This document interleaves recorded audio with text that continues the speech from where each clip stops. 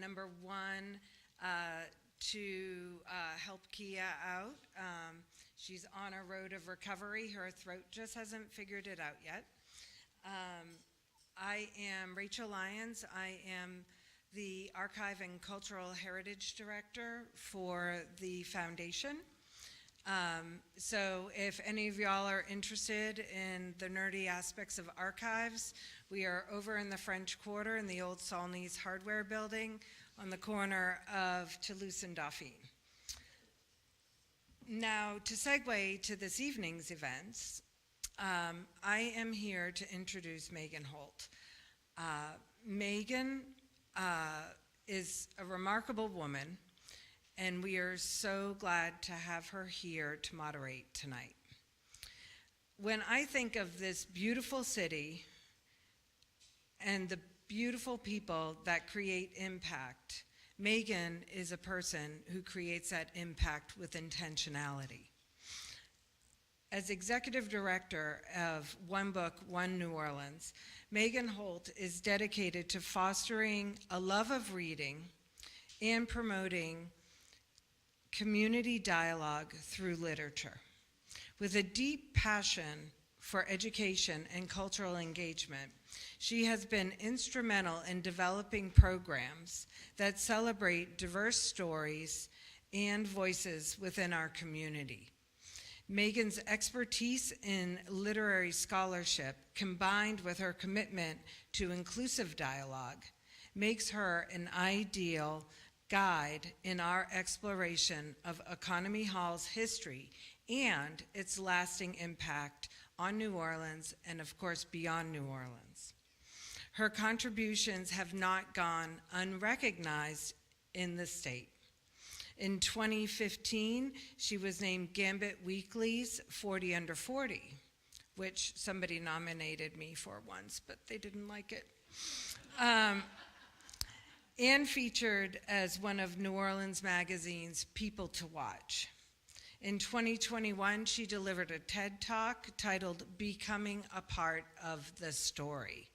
She shared her journey as an advocate for adult literacy. Most recently, in 2023, she received a Light Up for Literacy Award from the Louisiana Endowment for the Humanities in partnership with the Louisiana Center for the Book. And in just this past carnival season, I love this part because I'm involved, but she reigned as the 2025 Queen Yolande in the Joan of Arc Parade. It is my great pleasure to introduce to you our esteemed curator, moderator for today's discussion, Her Majesty, Dr. Megan Holt.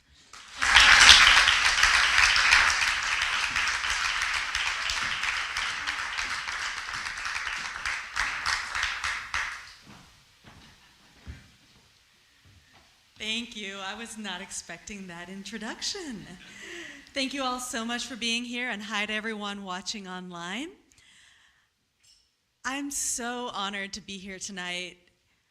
In 2020, One Book, One New Orleans chose New Orleans Griot, the Tom Dent Reader, as the book that would bring the city together through a shared reading experience. So I had the extreme pleasure of reading the Tom Dent Reader cover to cover 3 times. And I cannot tell you how incredible of a book this is. If you have not picked it up, please do so. It's available at your local independent bookseller. It's edited by Kalamu Yasalam. And when he writes the introduction, he writes about having Tom Dent's gloves. He literally has a pair of the gloves that Dent wore. And he wears them while he's driving. And he writes this line that says, "As I am going places, Tom Dent is holding my hand." And as I am going places, Tom Dent is always holding my mind. I think about Tom Dent at least twice a day, and I'm so honored to be here for this lecture in his honor. And I am also very appreciative of the fact that there are still people in our community who knew Dent and knew him well. one of whom is here with us tonight to open up with a reading of Dent's poetry. So I'd like to bring out now Dr. Mona Lisa Saloy. She was the Louisiana Poet Laureate 2021 to 2023. She's an author, folklorist, Louisiana Folklife Commissioner, educator, and scholar of Creole culture in articles, documentaries, and poems about Black New Orleans before and after Katrina. She's currently the Conrad N. Hilton Endowed Professor of English at Dillard University. Her books are Red Beans and Ricely Yours. That one is her first book, and it won the T.S. Eliot Prize and the Penn Oakland Josephine Miles Award. Her second book is Second Line Home. It's on New Orleans Black Creole culture. She has been published 5 times in the past year. And her third book, Black Creole Chronicles, was the One Book, One New Orleans 2024 selection. And it was also the Whitney Plantation Museum Book of the Month. She was named Louisianian of the Year 2024 in Louisiana Life magazine and is a delight to know. Mona Lisa, come on out.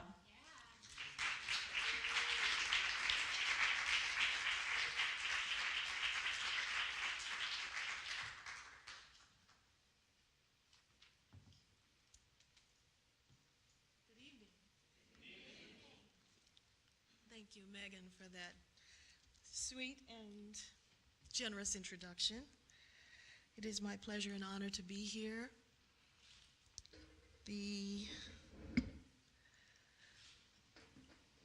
And thank you for the invitation. Baba Tom Dent, Thomas Covington Dent, is joined into the next life not only by his parents, but 2 of his dear friends, only very recently departed, Dr. Jerry Ward, author of poetry, scholarship, and a seminal anthology on Black literature, as well as a Katrina memoir, and most recently, Chikula Chajwa, activist, and part of the Free Southern Theater, part of Ashe, part of all of our community, who tirelessly acted and directed Tom's play, Ritual Murder, for decades. Both were his comrades, intellectually, spiritually, buddies. So to all 3, we say, go long so. And as a tribute to them and to Tom, I'll end with a Negro spiritual that is only found in one hymnal from 1915, but it's called Fare Thee Well, because you may have only heard it at Dillard University graduations, and I know Tom loved it. And he was actually a graduate of Gilbert Academy, part of Dillard University. So go long so, y'all. When Tom was preparing his master's thesis, he outlined his theory on poetry. He says, I've been working from the theory that my poetry is as much to be heard as to be read. My concern is not with literary language, but a language that people can understand, in forms rather than obscure. Poetry for Tom is always an act of communication. His models are Black music, letters, street talk, dialect, and private speech more than public speech. And that's from the New Orleans Griot, the Tom Dent reader. Another important quote. To know how we can better our condition, we have to know how we did it before. To know in what direction we must move, we have to know the details of our tortuous journey from whence we came to where we are now. History is not in the library. History was and is and will be our lives. That's Tom Dent. And in this was from an interview with Kalami Assalam, the editor of the Tom Dent Reader. He said, Tom decided to be more than a writer. He became a griot. It's actually a French word, but we know it's storyteller. And Kalamo quotes him, New Orleans griot is no honorary title nor a glib marketing phrase. It is a lifelong commitment to documenting and passing on the unique vibrancy of Black New Orleans culture. Tom's initial and short-lived formal training stands in contrast to the literary heritage he soon joined and extended, the oral storytelling tradition of the West African griot. And he says further, our task, the task of the griot, is waking people up. It is delicate and often misunderstood. And Kalamu talks again about how Tom groomed him into this life. But he says further that Tom taught him the griot way, to value our history and to relate to our contemporaries who were history makers themselves. And he says further, from time immemorial, most griots have done their important work in historical anonymity, yet the griot was nevertheless a relevant model for what it meant to be a writer in the 20th century. And now some Tom Dent poems. The first, for Cool Papa Bell. Hey, Cool Papa, I see a picture of you in your later years. Tall, black-skinned, withered, straight, proud. You must have been a streak of black gold flashing around the bases like some great African warrior misplaced. It is said you scored from first on a bunt against the all-white Major League All-Stars. You were 40 summers then, and they wanted to know how you did it. Was it magic? Was it voodoo? Was it a streak of segregation? Was it special compensation for national mental inferiority in the labs of Stanford? Was it something that only happens in a colored ball? A Saturday night mutation gone insane in the white man's game?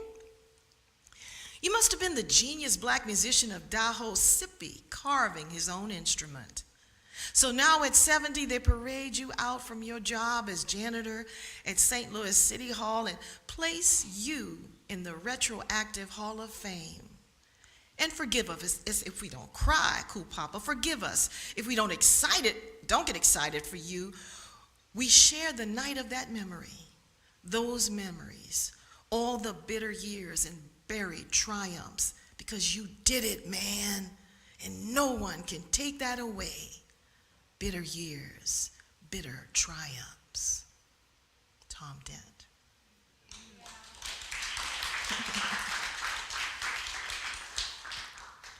This one is called 10 Years After Umbra, and the Umbra workshops were co-founded by Tom. And I read him years before I met him.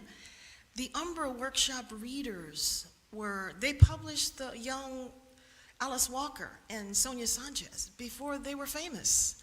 And Ishmael Reed was there, then Leroy Jones, who became Amiri Baraka.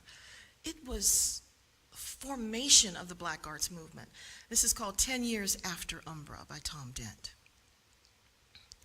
We'd seen our minds reach out, touch fingertips, musics, crawl in like lazy smoke. On Friday nights, taste the wine and leave us a whiff of real road. We had seen our fingertips recoil, our minds reel from the impact of our tongued knives. But then, we were naked then, and we stripped our souls easy as the sun rose, and what went on in the tenement prison was something in us, bursting free like a flash fire. Do you, too, know how the drag of too many jammed years feel? Stanley's fades into a dream, and so with our touching or our hurting. As for me, the dirt roads of Mississippi are a long way from anywhere. But then the sun will rise just as easy tomorrow over this black earth. Join me there.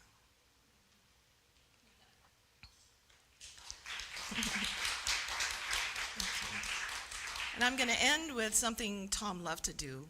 In the Black American literary tradition and in musical tradition, we have something called call and response. We do it at church. God is good. Amen.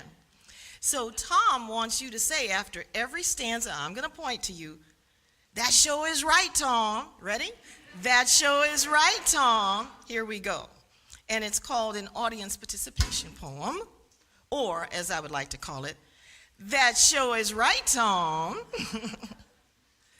New Orleans isn't a place where everyone is always late, where no work gets done, where meetings planned for 8 p.m. have to be called for 7 p.m., where some people never make it to where they're supposed to be at all, where dinner is at 10 p.m. is in order, not to mention the hot sausage sandwich at midnight. That sure is right, Tom. New Orleans, where we are endlessly assaulted by rain, flooding, and pestilence in the form of roaches, land-based and flying, and mosquitoes, and we consider that normal? That sure is right, Tom.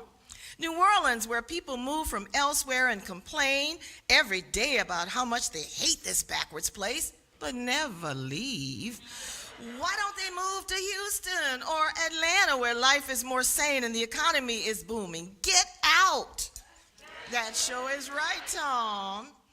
New Orleans, that strange place where in the name of progress, interstate expressways were built right smack through the center of the city, destroying all the houses on either side because of the rumbling heavy traffic. You would have thought someone had better sense than that. That sure is right, Tom. And why do foreigners from New York call us Cajuns? I want to know. Or our cuisine Cajun. Just because one fat, vainglorious chef from Vermilion Parish dropped some redfish into a pan and forgot to take it out before it burned, and then sold it to New York as a delicacy? Cajun food is swamp food, alligators, rattlesnakes, and sausages made from unmentionable animals or whatever. We don't eat that, do we? That sure is right, Tom. And as for us in the Crescent City, what happens when the moon is full? When the moon time creates havoc with the 90% water in our blood, not to mention the water throughout the city, plus the river and the lake, and we start crashing into each other on the streets, others chasing after demons, and sex fiends come out of their holes to seek prey and worse. Isn't it a time to stay home, lock our doors, and slam our shutters closed? That sure is right, Tom. That sure is right, Tom. And just to say a farewell.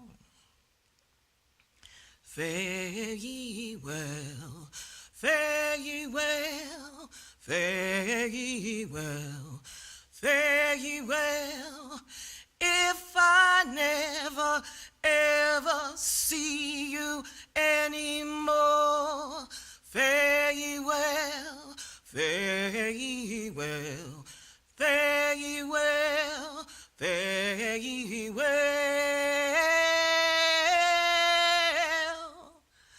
We'll see you on the other shore. Fare ye well. Thank you.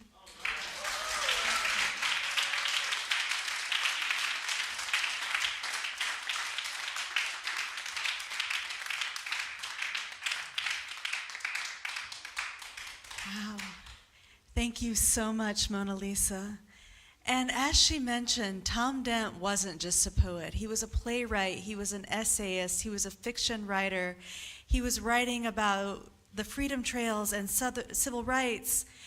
And so when you start thinking about curating the Tom Dent lecture, what do you do? Because he was so many things. And the place that really brings together what he was writing about in terms of activism, in terms of literary arts, in terms of music, that place is Carnegie Hall. And I am so excited to introduce our panel for this evening, who will talk about Carnegie Hall and the many, many ways that its legacy lives on in our community today. So in alphabetical order, because that was the only way I could figure out how to do it, we welcome David Cunnion, who currently serves as the curator for the New Orleans Jazz Museum and the music curator of the Louisiana State Museum, where he has curated exhibits on Louis Armstrong, early jazz in New Orleans, women in New Orleans music, a history of New Orleans drumming and drummers, painters Emily Reese and Noel Rockmore, Louis Prima, Professor Longhair, Pete Fountain, among others. Welcome. You can hear David on WWOZ's Freaknologist Lunatique Kitchen Sink program on Tuesday nights at 10 p.m. Next up, Fatima Sheikh. She's the author of 7 books, most recently the American Book Award winner and Louisiana Endowment for the Humanities 2022 Book of the Year, Economy Hall, The Hidden History of a Free Black Brotherhood. The State Library Center for the Book named Sheikh its Louisiana Writer Award recipient for 2021 for, quote, outstanding contributions to Louisiana's literary and intellectual life exemplified by a contemporary writer's body of work. Welcome, Fatima.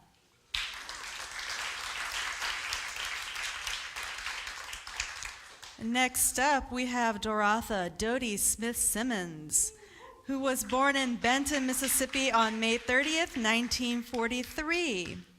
Dodie joined her sister in the Youth Council and in 1960 became an active member of the New Orleans Congress of Racial Equality, or CORE, participating in sit-ins, picketing, and was jailed several times.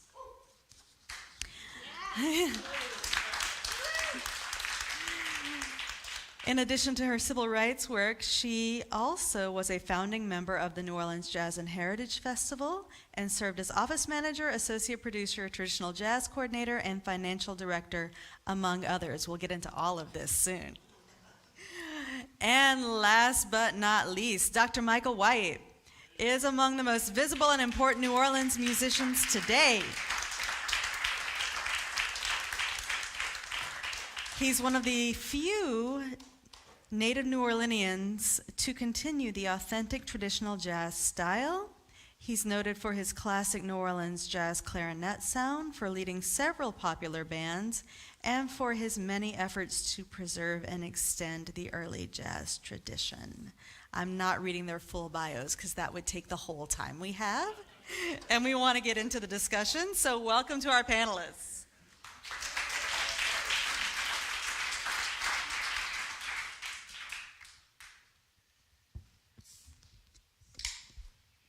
Okay, oh. Check, check. Yeah, it's on, cool. Okay, before we really get into it, let's do a little terminology.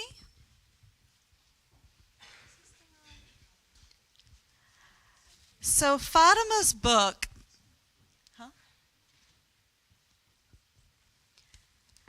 there's some terminology that I'm going to use that she uses in the book as well. So when I say Economy Hall, I am talking about the building.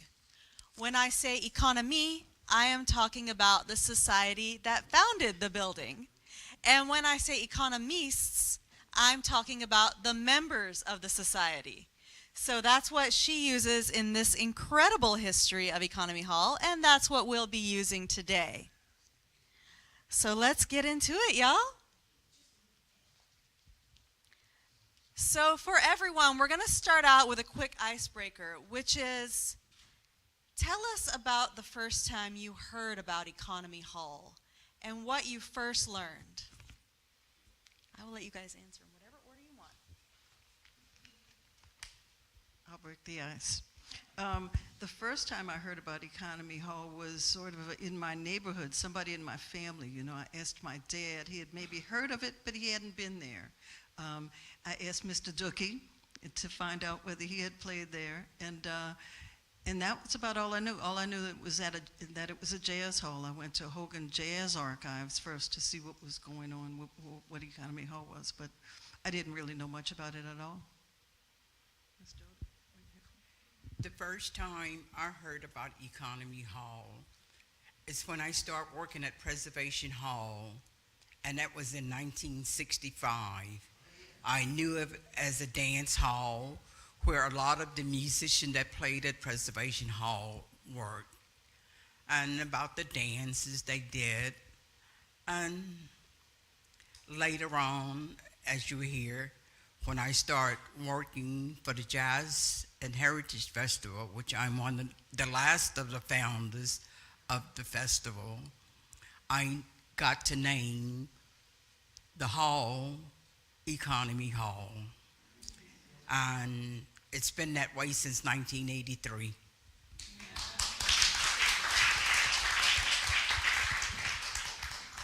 I first heard about Economy Hall when I started doing research on early jazz at the Hogan Jazz Archive at Tulane University. And I found out that it was one of several popular halls that featured early jazz music, and some of them had similar interests. And then I heard about Economy Hall from a lot of older musicians.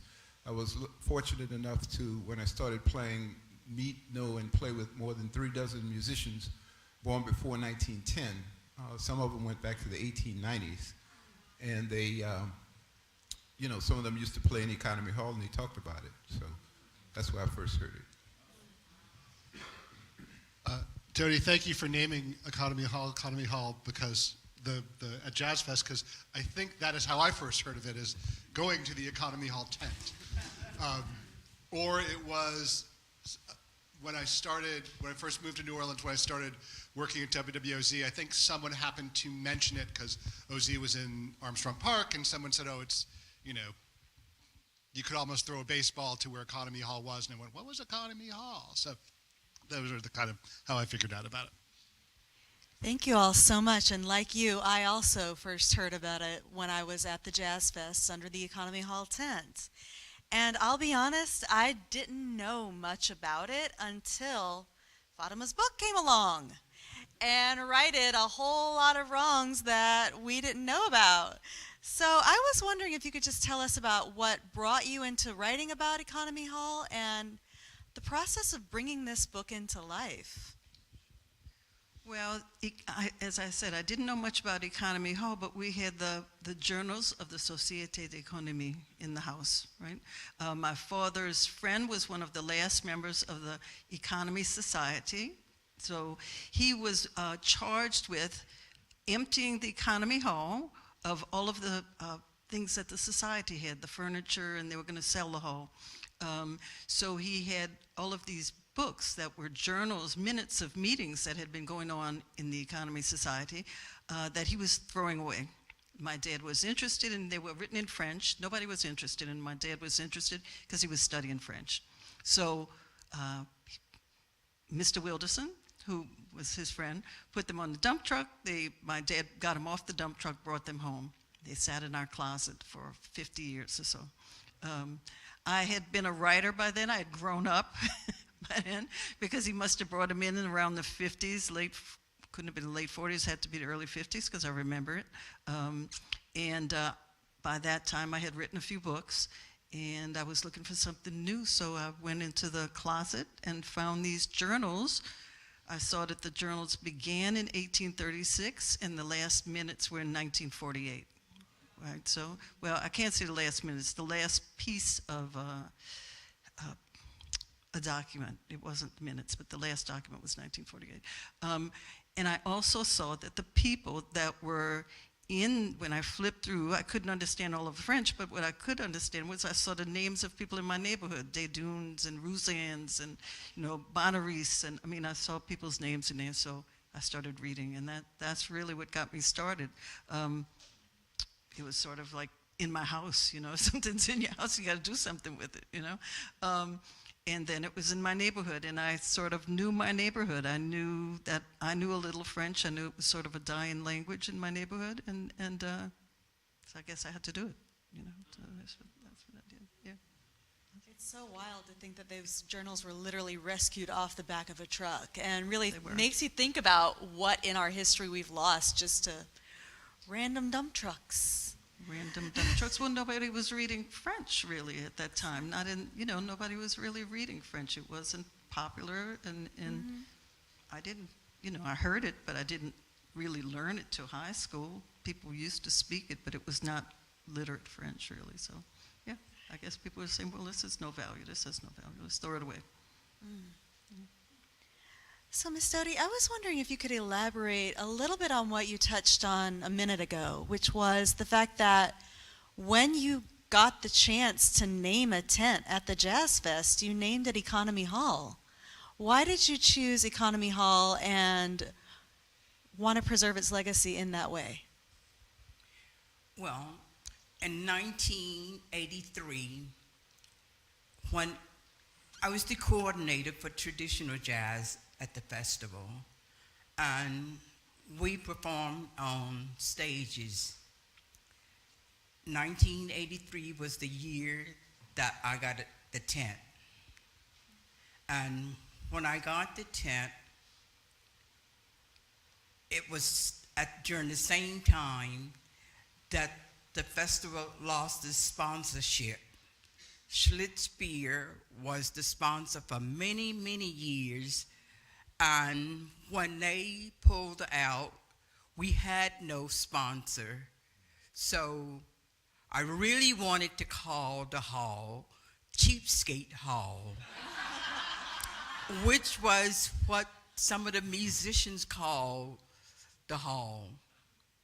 And I asked, I think it maybe was George Lewis, why was it called Cheapskate Hall? He said because they paid so little, so I had to go with Economy Hall. Because, like I say, we had no money, I thought of the economy, and that name has stuck.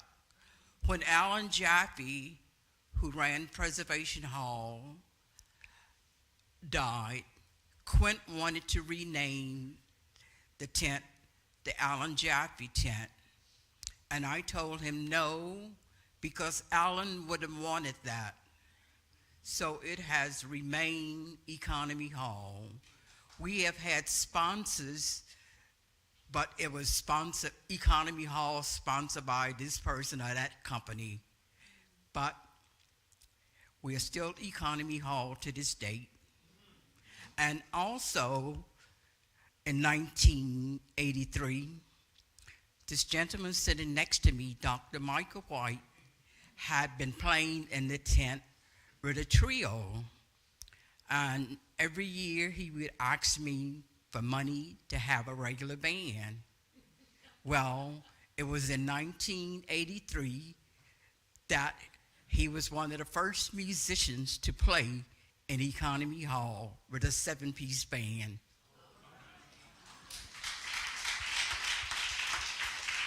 Thanks to Dodie.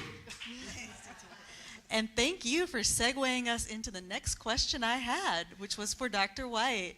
Can you tell us a little bit about some of the music that's played at the Economy Hall tent and how that goes back to the Economy Hall founded by the economists? Well, you know, Economy Hall tent is set up by Dodie was for traditional jazz. And, you know, most of what happens in there is traditional jazz. Every now and then they put in something else for whatever reason, which we won't go into. But we try to get as much authentic jazz and the best of traditional jazz that there is in town from the local musicians. We used to have a lot of people that came in from foreign countries, would sort of make pilgrimages sort of to New Orleans because they like to see and hear the older musicians. But when the older musicians died out, and then some of them also died out, you didn't have as many foreign bands coming in town. And so it got really too expensive to think about visas and travel and all of that. So they decided, you know, that most of the traditional jazz and Economy Hall tent would be local musicians. But there are guest spots, and every day there's a special guest. And it has evolved to the point where sometimes the special guests are concerts that feature music like, for example, the Louis Armstrong Hot 5 and 7. This is the centennial year of the first of those early recordings, and they were of seminal importance in the history of American music. So we're honoring those, and you know, we're like we do a local band with that. This time, the featured musician is going to be Nicholas Payton, who is known as a great modern jazz trumpet player, but he grew up playing traditional jazz. And so, you know, we have people like that, but sometimes there are other guests and guest stars. You know, sometimes people that have a name will, you know, bring in people from different places. But most of the music, it's brass bands and traditional jazz groups. Some singers, we might feature related music like blues, like Bessie Smith or 1920s style blues, things like that. but also the music of special musicians like Sidney Bechet, Johnny Dodds, Jelly Roll Morton, things that you don't normally hear in traditional jazz circles. Thank you so much. And I'm so glad that you just spoke a few of those names because they're actually on the walls at this new exhibit at the Jazz Museum. So the Jazz Museum actually just opened up an exhibit on Economy Hall, I believe 3 weeks ago? Is that about right? Sure, Sure? Yeah? 3 weeks ago? maybe 4. Right, so there's pictures of Pops Foster and King Oliver and Kid Ory on the walls. And there's also pieces of Economy Hall. There's part of the bandstand, there's some piano keys, there's tickets from the dances. So I'm wondering if you can tell us a little bit about why you felt compelled to put out this exhibit and some of the things that we could look forward to if we went to see it. Well, the exhibit builds on what Fatima did at Xavier University that I think is still up. It's still up. Still up at Xavier. And we kind of just, we're looking for something to replace what on the Serbian musician we had there. And a couple of people had seen the exhibit at Economy Hall and said that would be a great idea. And so I started talking to Fatima, and I started looking around for what we had for this. And we had a fair amount we had photos of folks who had played there, and a couple photos of actually the hall. And then I worked, all of the kind of archives in New Orleans work together, and we borrow things from each other and things. And I started looking at the Historic New Orleans collection, who has all of Bill Russell's collection and things that he collected, which is, to say the least, vast. Thank goodness for that too. And the Historic New Orleans collection had the piano keys and some of the tiles that literally Bill Russell, when they were tearing down Economy Hall, went there and pried, I think, the tiles out of the sidewalk kind of thing, and grabbed the piano keys and whatever he could find. So we were able, they loaned them to us, and we put them in, and we also, added a couple things of folks who had also performed there. We have A.J. Piron, who, is a music publisher and composer. We have his violin bow, and A.J. Piron, his uncle was the president at one point, His right? uncle was the president of Economy Hall. Yeah, his uncle was president. So we put that in there, and then we were trying to figure out what to do because we really wanted to have one of the minutes books. And Fatima did not, and I don't think they should travel either, so I don't hold this against you. But it ended up that the University of New Orleans archive has one of these books, and they were lucky and they were nice enough to loan this to us. So you can actually go and see one of the minutes books that are there. And for those of you who have read the Economy Hall book, you read about the minutes books, but to see them, to actually see it is an entire other thing. They are gorgeous. I don't know where these guys had such great handwriting, because I went through it. There are no mistakes. I mean, I write a paragraph and I cross out 4 words because I've misspelled them or my handwriting's abominable. None of that I saw in these. And they've got kind of little artistic doodles and stamps and stuff. They're gorgeous. So we got that from UNO and kind of put it all together with Fatima's work and a couple things that I wrote, but mainly her writings and stuff like that. So. Well, one thing I would like to say about souvenirs that Bill Russell collected, the banister that was in front of the stage,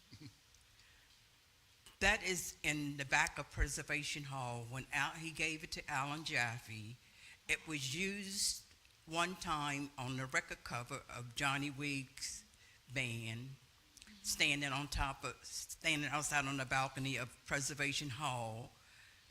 Before Jaffe moved, when he lived in the back of the hall, the railing is still there, which was his bedroom.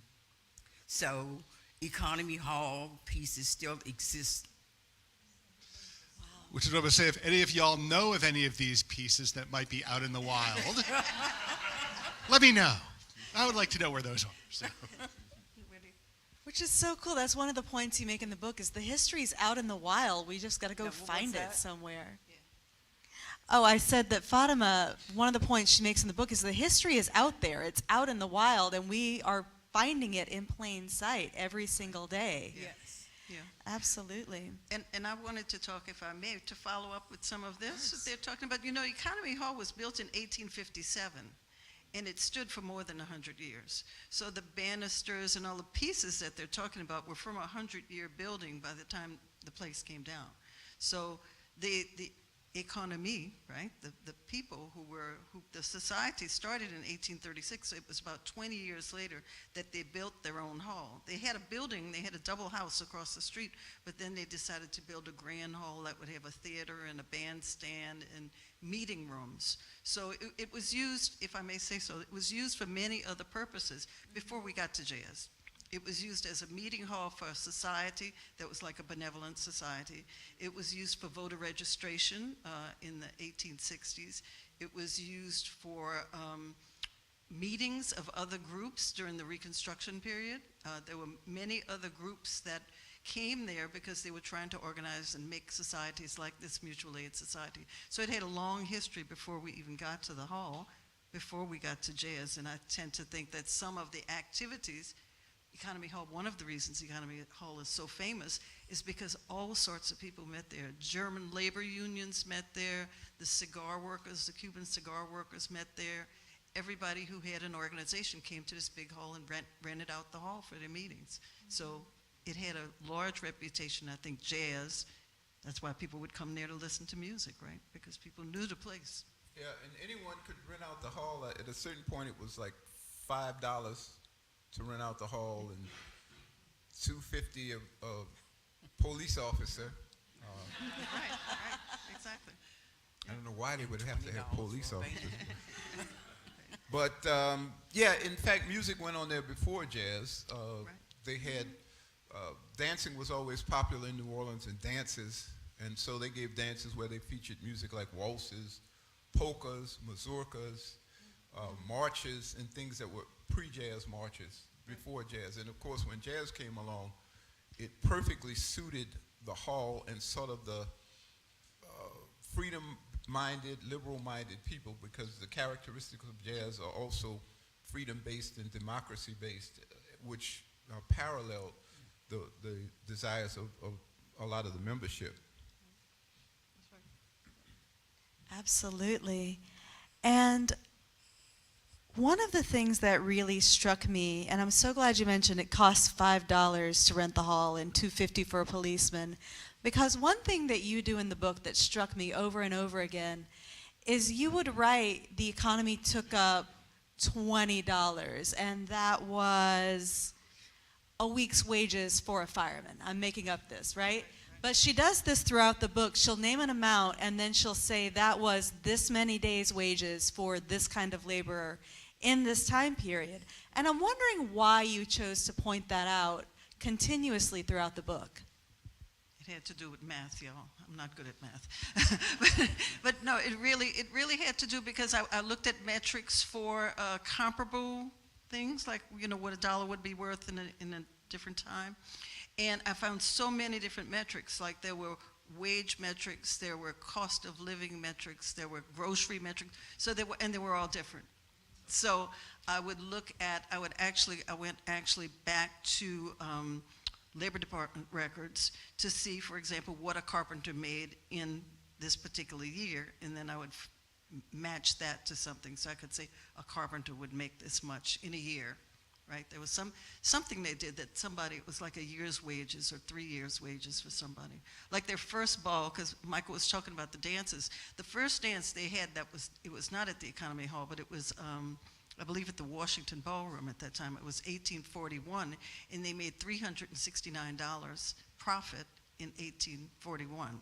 So which was a considerable amount of money. These were very well-heeled members that started the organization. And near the end of the 19th century, well, a lot of those rights were being taken away.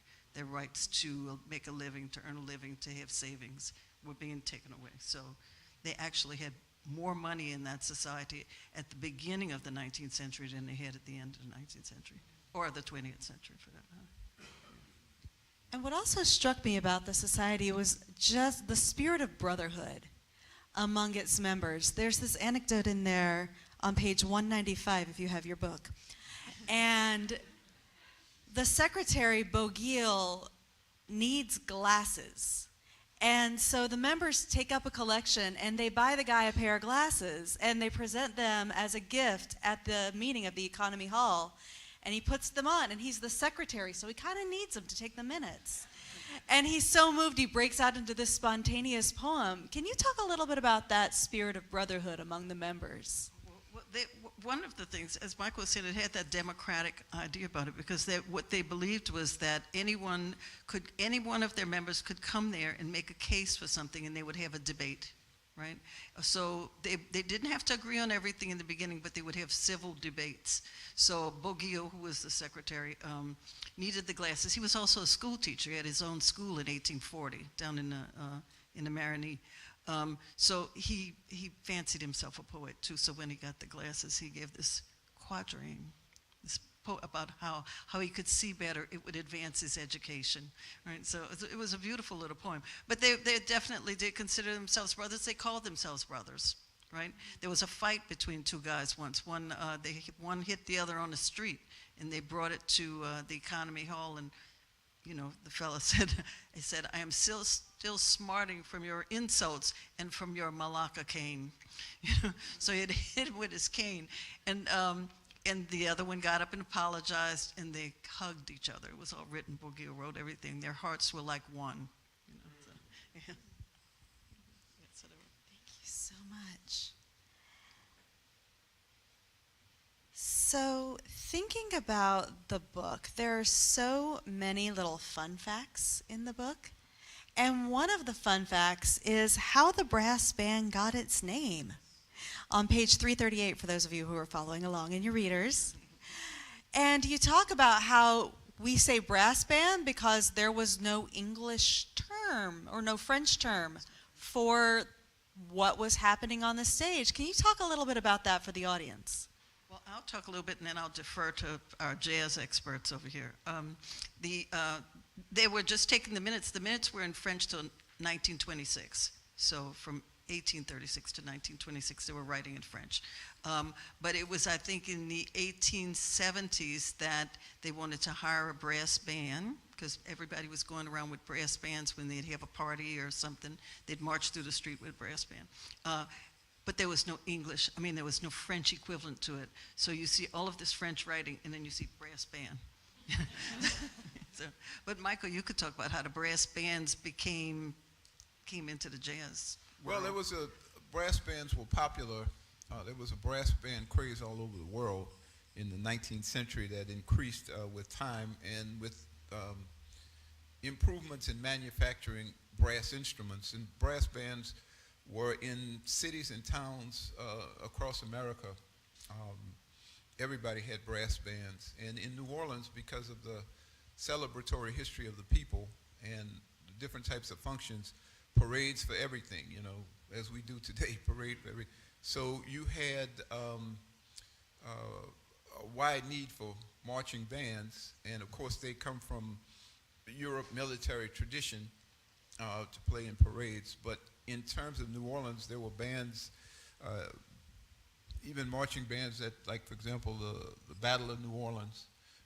During the Civil War, there was a massive, at the end of the Civil War, massive concert given here with a brass band with so many musicians in it that I don't even want to say how many because it's hard to believe, but hundreds of musicians that they brought in.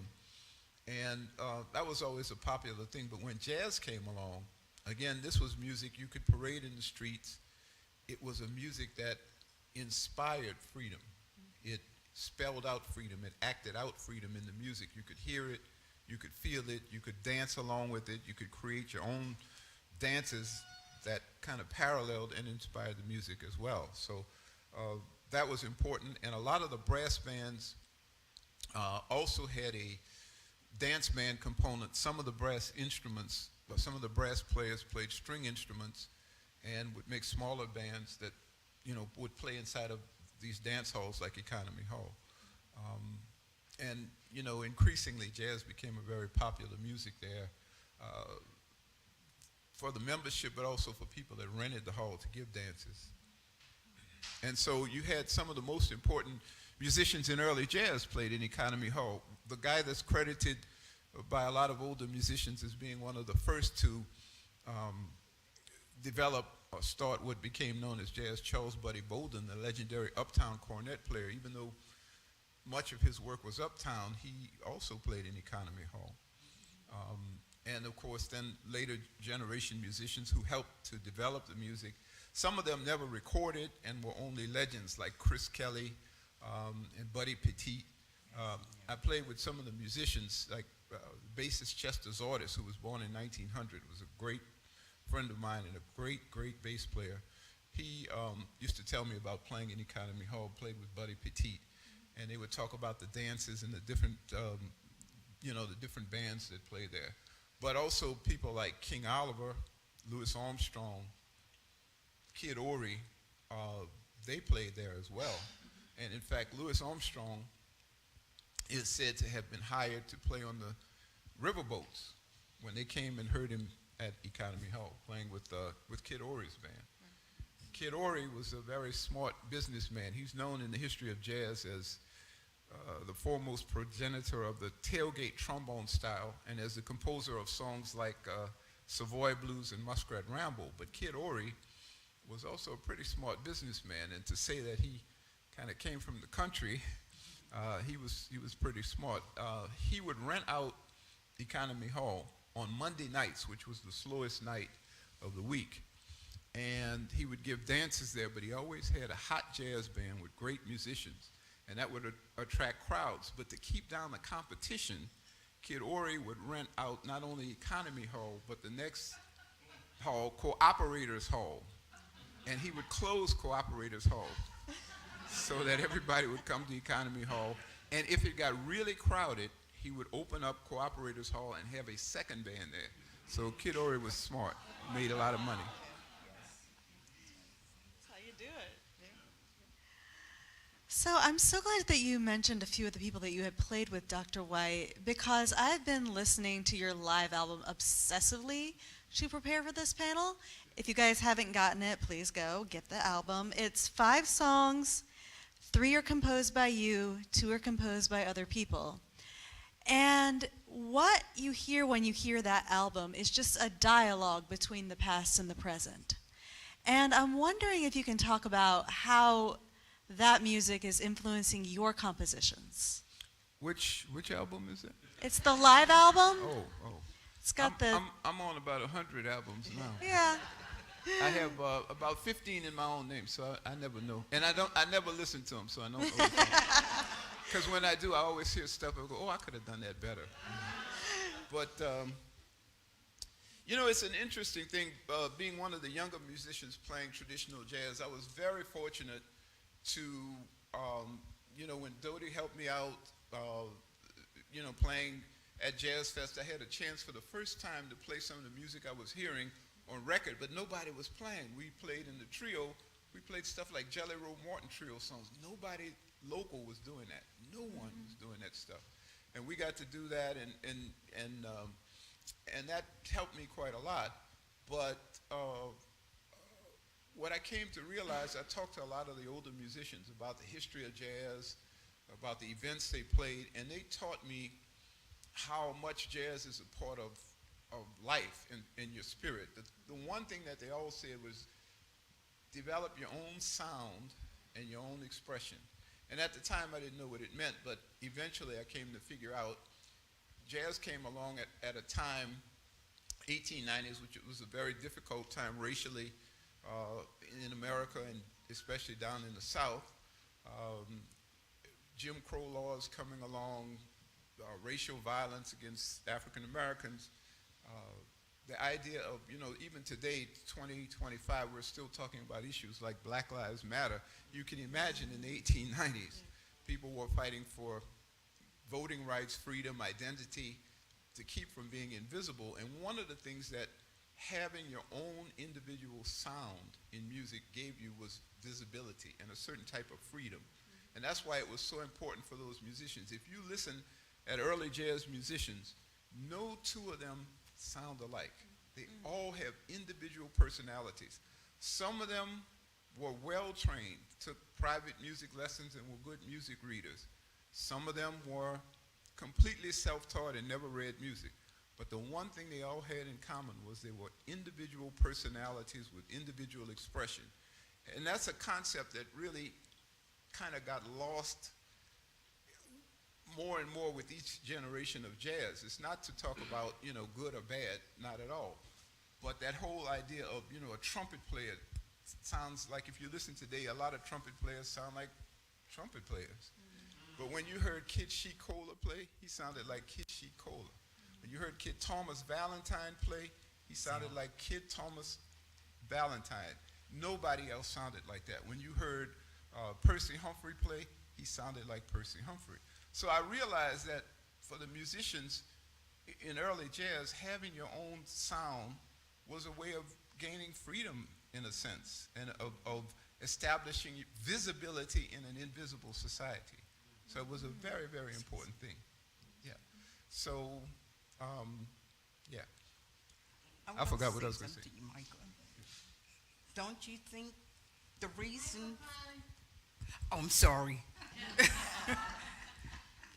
I think the reason for that is why Kid Sheik sound like Kid Sheik and why Percy Humphrey sound like Percy Humphrey. And today, like you say, a trumpet player sound like a trumpet player. I think during the time of Kid Sheik and Percy, there was no such thing as a radio or a phonograph or records. Young people today have access to that. So Kid Thomas didn't have a record to play to say, oh, I would like to sound like him. So he had to play like himself, which is unfortunate that young musicians cannot listen to records and still be themselves. Yeah, that's a good point. Because they don't teach you in music schools about how to have an individual personality. Right. But to answer the second part of your question, I eventually came to realize that traditional jazz music is not just a repertoire of old songs like a lot of people think. It's a style, and that style can be used for endless creativity today. And along with that, and of course, this is not any light bulb moment. This evolved over many years. But eventually, I realized that I lived and my generation lived things that King Oliver didn't see, Louis Armstrong didn't see, Jelly Roll Morton didn't see, and we could incorporate the elements of our lives into making our own expression with traditional songs, but also to create new music. For example, 1960s civil rights movement, political turmoil, the counterculture movement, Hurricane Katrina, COVID, all of those things create quite a lot of emotion. And that emotion can be used for creativity in any style of music or any art, but why not in traditional jazz? So that's been the fuel of my creations and writing music. And I write now, I don't know why, one morning I woke up and I write every day, all day, anytime. I never did that before in my life. I think it's because I've gotten old, my mind must be going. But so it's saying, get it out now before it's too late. But I think about new songs that are based on a lot of things. Earlier today, I did a program at the Mint. I played a little bit.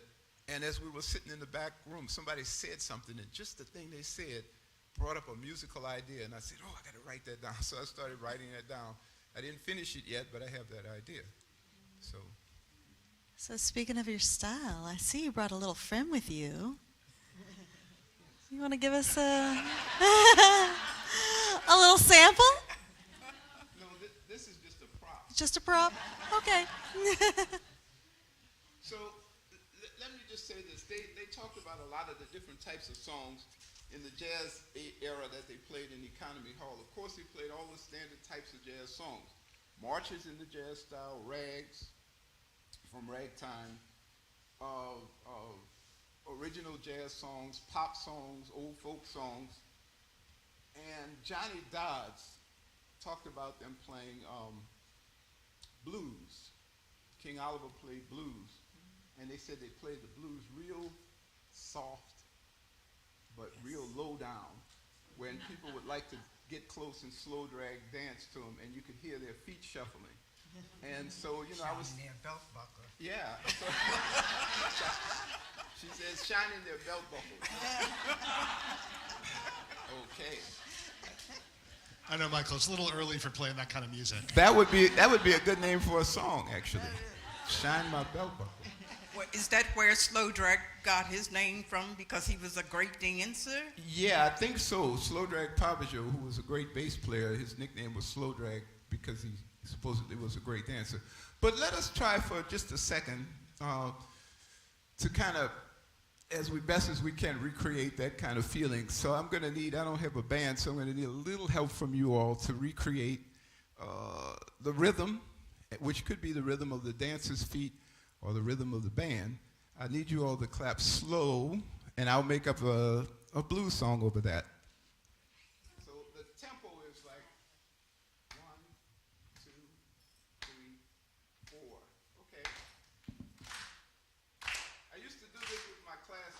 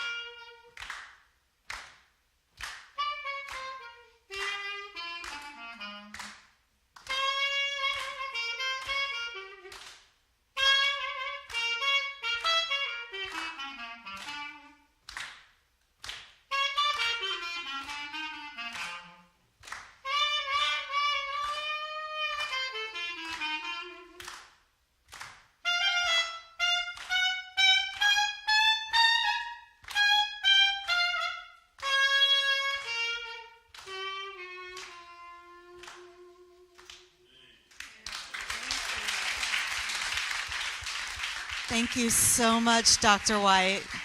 So you all, thank you. You all did great. You'll be paid at the Economy Hall rate right after. So I want to thank you not only for giving us a little sample, but also for bringing up the idea of the music connected to movements like the civil rights and this struggle for freedom. One of the things that Fatima writes about in the book, and this is especially poignant on pages 274 and 292, she writes about the way that the economy was an incubator for early civil rights movements during Reconstruction, and particularly the violence that happened with the Mechanics Institute, and there was some police brutality that went on. Then the economy members were also very active in registering people to vote and talking about full citizenship and rights. And it resonated so much, Ms. Doty, with the work that you were doing with CORE and especially what happened to you in Macomb. So I'm wondering if you can tell us a little bit about what economy did in sort of the Reconstruction era, and then maybe you riff off of that. Well, when I got involved in the civil rights movement, I wasn't aware of Economy Hall. because I went from civil rights to working at Preservation Hall, founding the festival, working for the festival. But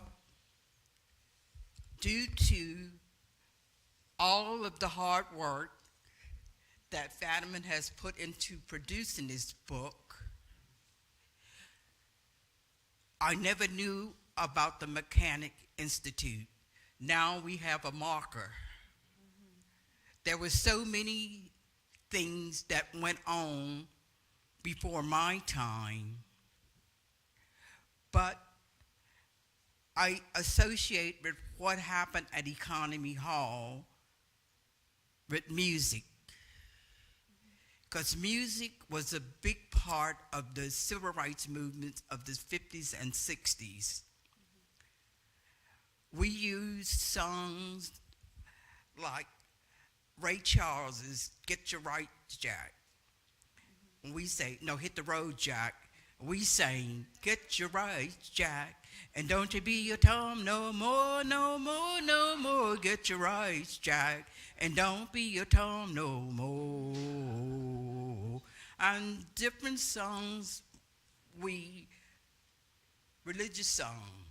Have you been to the jailhouse? Certainly, Lord. Have you been to the jailhouse? Certainly, Lord. Have you been to the jailhouse? Certainly, Lord.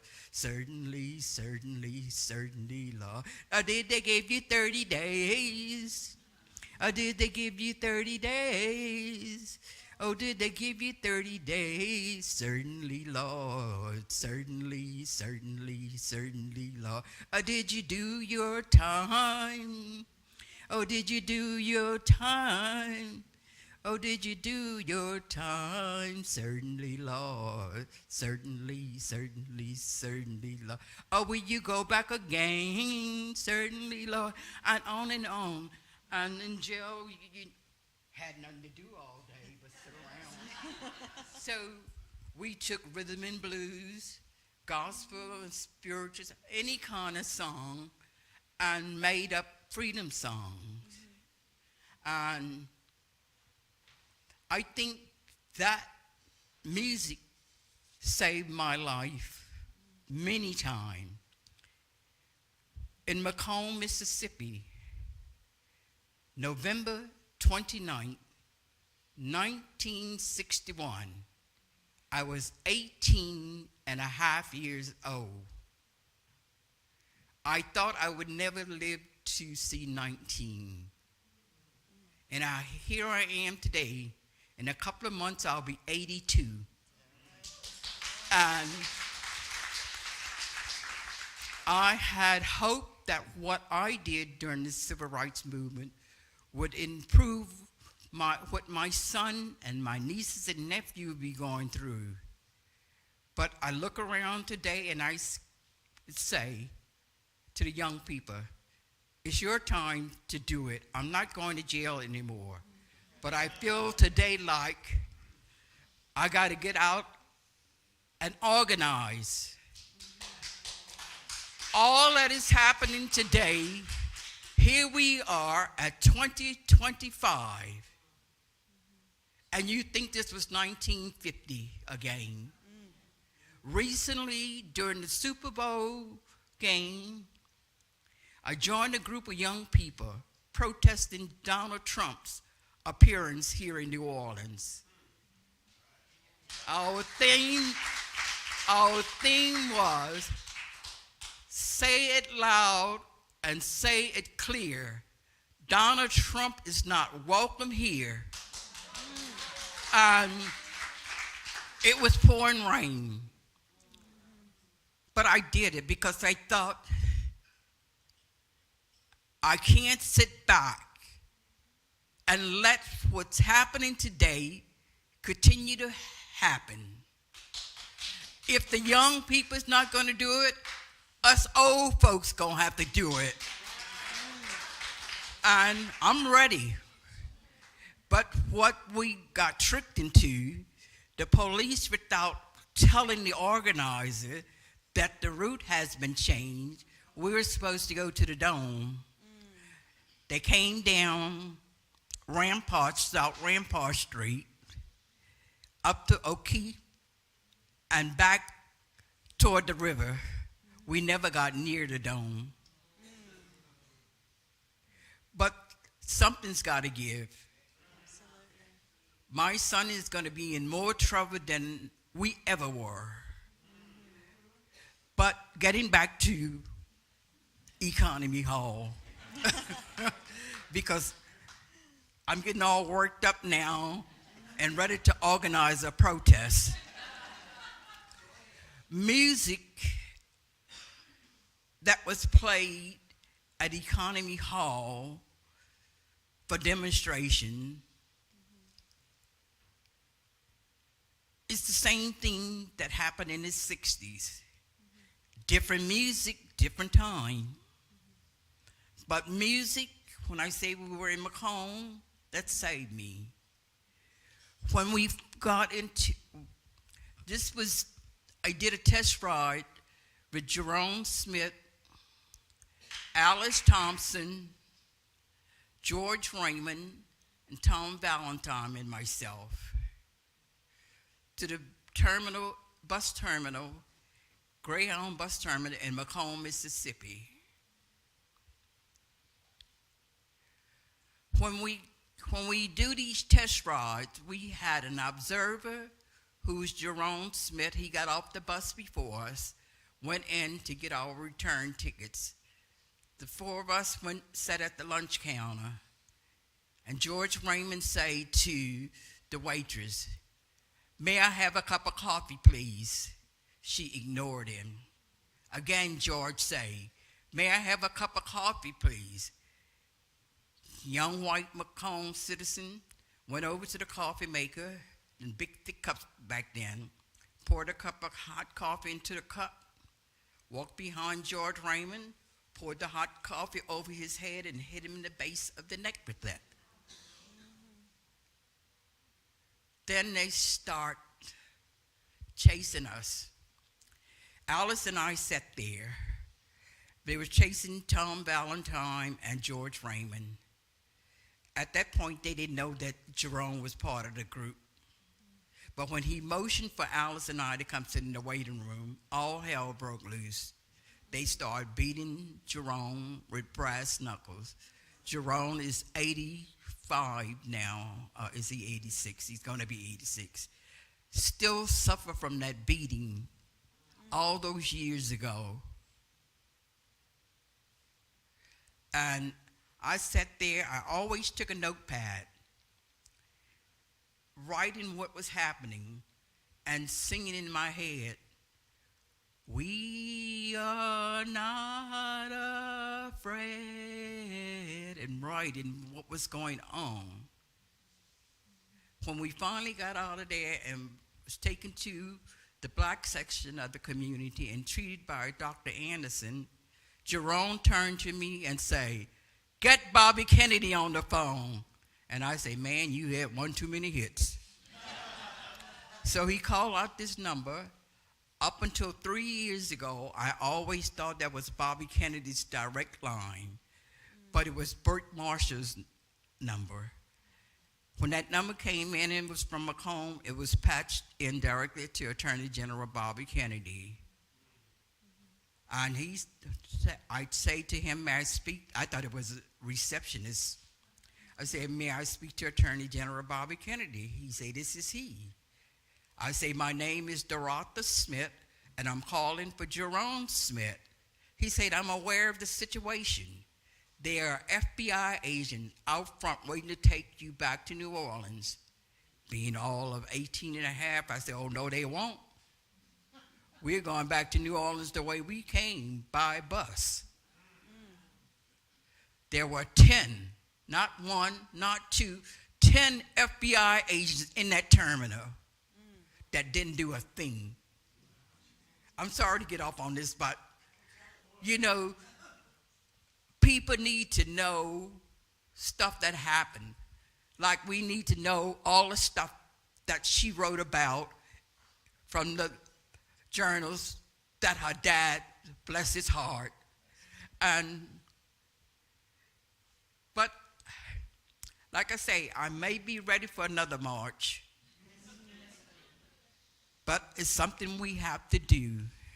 Yes, And I'm ma'am. sorry to get off course, but like I say, I was 18 and a half, and in May 30th, 2025, I'll be 82 years young. Yes.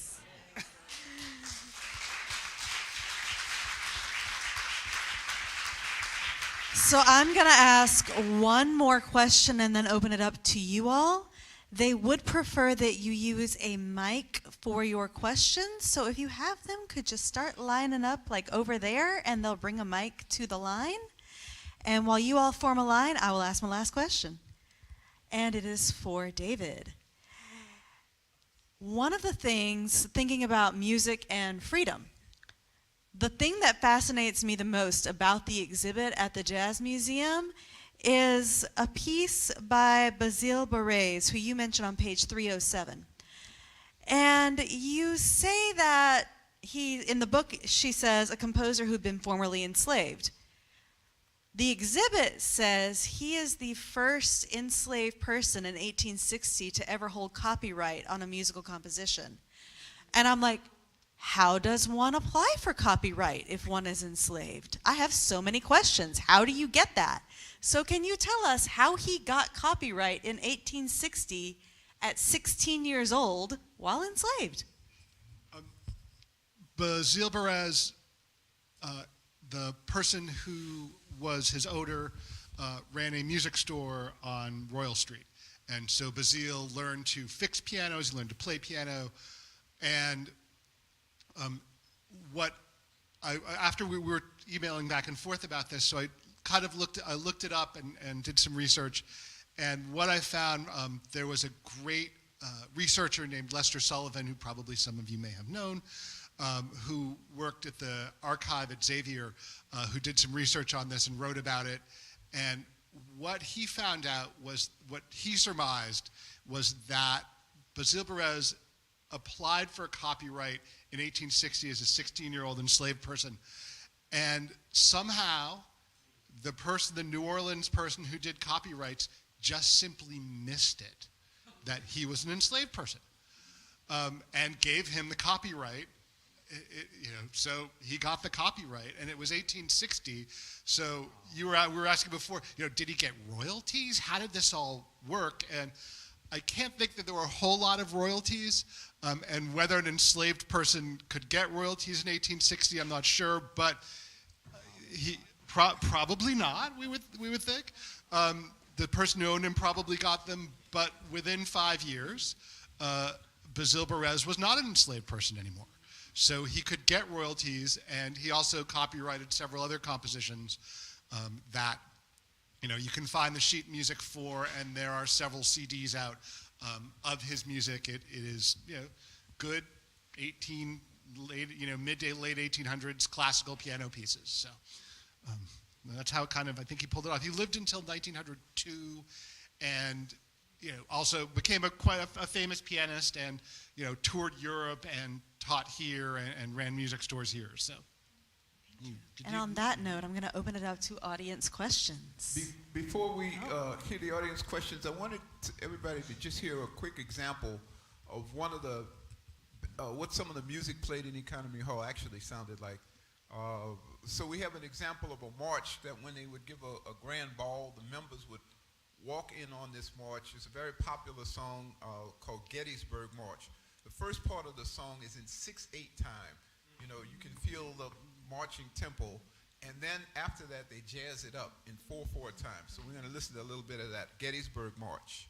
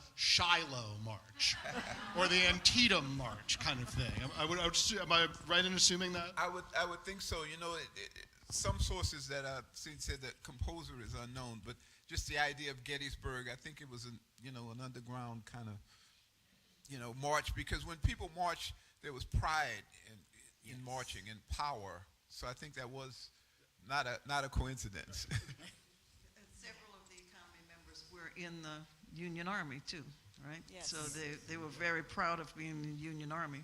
So when they came back, they brought that spirit with them, that spirit of resistance and fighting. Yeah. Now, we could keep going all night. I've got probably another dozen questions, but I want to. Do you guys have any questions? Hands? While she's going up to the mic, Oh, I got Yvette Foker. Oh, okay. Yvette Foker. There we go. So earlier, oh my goodness, this is loud. So earlier, there was a question that was segueing into how music had played into the Reconstruction era of Economy Hall and protest and all of that. And so I just was wondering if we could just have more elaboration on that. Yes, I can talk to it. The members made that resolution about having a brass band to march, and as I said, many of them were in the Civil War, right? When they came back, they were very proud of their service. They joined the African Union. They were ready for voting rights. There was a big mass meeting for voting rights. So that by Reconstruction era, in fact, some of the things Ms. Doty was talking about were done 100 years earlier. There were lawsuits. There were people who went to Charles Sauvanet, who was a member of the Economy Society, sued a restaurant for not serving him, right, in the 1860s or 1870s. Anyway, the music that they played, those marches, they decided everything that they did, they would go out with a band. So everything that they did. So, and in some cases, there was some march that I remember that was at night that had lanterns, and there were more than 200 people marching behind a band in show of solidarity and their rights to be Americans. So they were after the Civil War, they were like into being Americans. They wanted their full rights as Americans, right? Which lasted in that period during Reconstruction. So there were lots of meetings, mass meetings for suffrage. There were meetings to help the Freedmen Aid Society, to help freedmen there. There were people who were in the economy who worked in the Republican schools, So there was that whole movement, and it went along with music. Every time they would do it with a brass band. So to talk about their school, they would raise money for schools with dances, right? So yeah, so it was they were all intertwined. Hands? Oh, I'm going to do him and then come to you. All right, great. Thanks, everybody. So the question that I have, so much of what we're talking about today, from what I understand, by the way, also I've used your book on my radio show before to talk about the origins of brass bands and mutual aid and social aid and pleasure clubs and so on and so forth. So thank you for your work. I've used it a few times. Actually, we co-hosted a show for many years and referenced your work many times. So thank you. The question that I have, this is for the broader panel or anyone who feels particularly called to answer it, is given a lot of the economic realities about current New Orleans culture, social, so on and so forth, what would you say are some pathways forward for us to start once again building economic solidarity with each other, building movements together? What are some pathways forward that you see that can essentially lift all of us together at the same time? Because as you know, many of us going through some very hard times right now. Ooh, that's a whole other panel. I'm going to say something. There are boycotts right now, so you can just boycott some of those big places and spend locally, spend with your local people. That is what the people in the Economy Society did. They patronized each other. If they had a house to build, they'd ask one of their brothers to help them build the house. They would hire each other. They hired each other for their jobs, and they patronized each other's businesses. So we can start there instead of going to corporate America, who's not so nice lately. So I'll go with the rest of them here. I think one of the greatest weapons of change in positive directions is education. And I recently retired from education after 43 years. For retirement. I thought he was yaying because I'm not going to play anymore. But one of the things that I see that has me really disgusted, and I hate to say that, but is education has changed quite a lot in this country in the last few years, and it seems that they're creating smart, dumb people. And I think we have a lot of people that don't know and don't understand and don't care about history.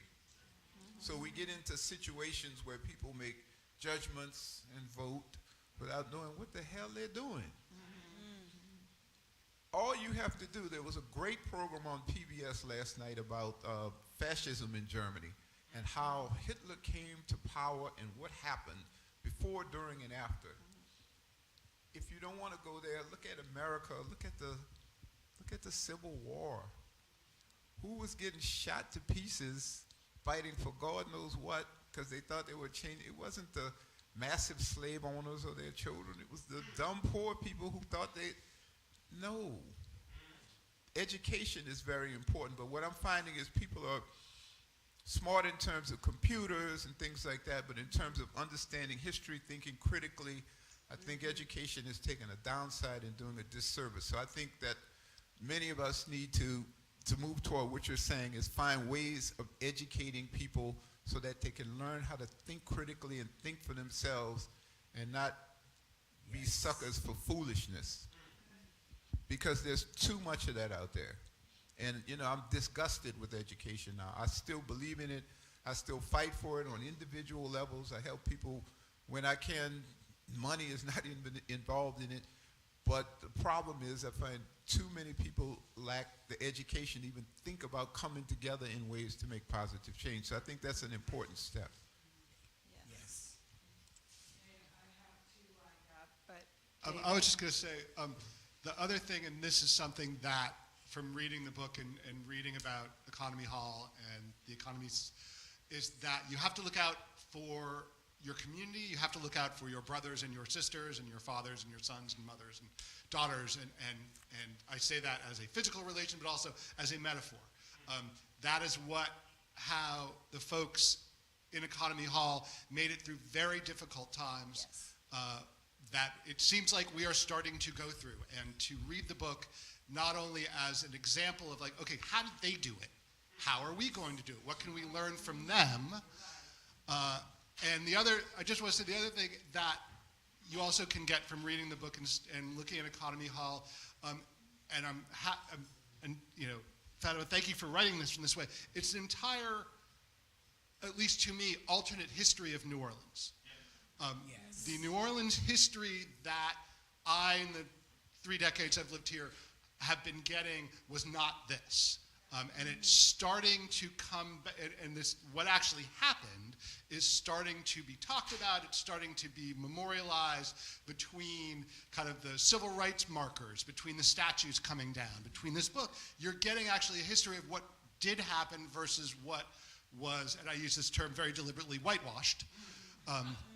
You know, whitewashed and what we've all kind of been taught. I wasn't taught about, you know, the Battle of Liberty Place. I wasn't taught about. None of us. I mean, I was the Mechanics Battle. Mechanics Hall. Mechanics Hall. All of that. Read the book. Figure, you know, learn that actual history. Talk to people about it. I think Economy Hall can be an example, one of many, of how to possibly make it through the next couple of years if things continue the way it looks like they're going. So I'm getting the signal that we're at time, so maybe one more? And Are we at time? Or we have 5? we got 5? Yeah, right. I have one here and one here, so we're going to be, We'll be brief. thank you. Okay. Good evening. So I would ask anyone on the panel to help recreate a night at Economy Hall. Where was it? What time did it start? What was the environment? It wasn't air conditioned, so it must have been very hot in there. Was it very crowded? Was there a lot of dancing? Just tell us a little bit what the atmosphere was like in Economy Hall. Okay, so I'm going to be real quick on it. There's a page in my book that tells you exactly that. And the page number is? She knows the page number, but really, it depends on the era, right? So in the early era, it was Monday night, 7 p.m. Windows open, windows closed, depends on the time of year, and then different things going on with Michael's period, right? The jazz eras, right? Yes. They'd go till 4 a.m. or something like that, right? Yes, so people danced to music. If you could play a little bit of example number 6, Sam Morgan's jazz band, recorded in 1927. It was one of the most popular dance bands in New Orleans, and they did not travel up north like King Oliver and Louis Armstrong, Jelly Roll Morton, but they stayed home, and these recordings are extremely important to show what dance jazz music was like. Sam Morgan's band made the first recorded hymns in the up-tempo jazz style, and this is one of the songs, one of their original songs that they played. So this is a little bit of it. Short Dress Gal, it's called. And you can only imagine what that meant.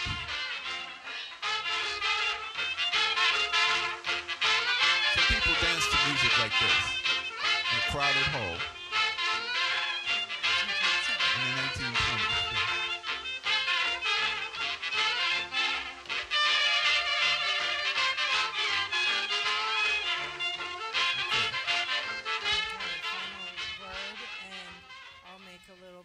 Which is we have some little snacks and nibbles outside, so we can also continue the conversation out there. Thanks to the person who raised the question about New Orleans and the United States now. Dodie, I think, can speak to this particularly, but economic boycotts work. Economic boycotts begat the civil rights movement. Montgomery, what you all did on Dryad Street, what you did on Canal Street. The success there compelled a lot of changes between the races in New Orleans. Here and now, we can do anything. We're 8 billion people around this world. We don't have to be under the heel of Donald Trump. We can do whatever we want. We can buy whatever we want. We don't have to buy from Elon Musk. We don't have to take it from any of them. All we have to do is unite and begin to act in concerted fashion for each other. I think everybody should exchange emails who's here tonight, who is conscious of what economic hall means, and then just gather either digitally or virtually or whatever, but do something. Do something next week, and they'll back away. They're cowards and bullies. And New Orleans is the most revolutionary place in the United States, still. And I think that idea of uniting to really affect change and coming together is the spirit of Economy Hall, because that's what they were doing when they were founded. That's what they were doing until the doors closed, was uniting to affect change. Before we close, I would like for Yvette Boker to stand up. She still performs out at the Jazz Fest in the Economy Hall as part of the Fista Sisters. I'm sorry. I'm sorry. Yes. But Holly is who I wanted to introduce. Thank you, and I just want to know when the New Benevolent Society is being formed. Sign me up.